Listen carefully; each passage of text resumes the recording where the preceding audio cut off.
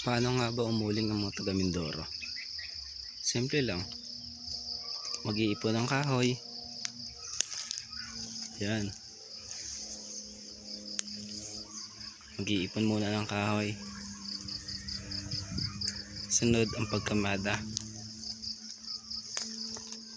Yan. Ganito lang kasimple ang pagkamada ng kahoy para gawing uling. Pagkatapos ng kamada, tatabunan ng lupa.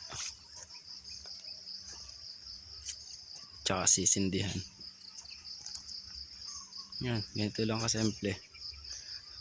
At mura lang ang uling dito sa Mindoro. Mataas na ang 150. Pinakamababa ngayon ay 100 ang sako ng uling.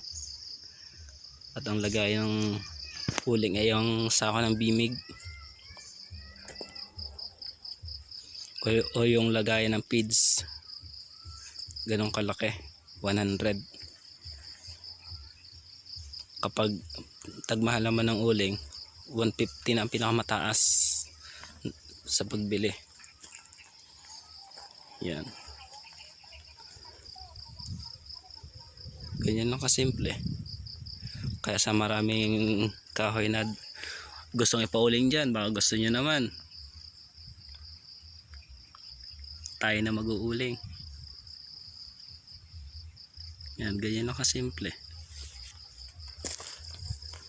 Hindi mo kailangan puliduhin. Kailangan lang makamada.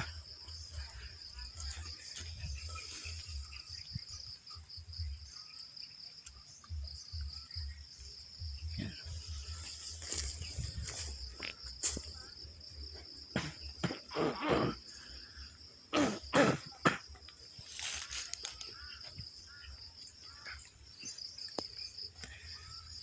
May bomba na rin.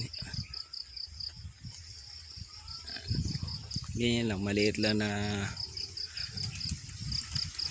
lote na pinagkunan ng kahoy. Yan lang.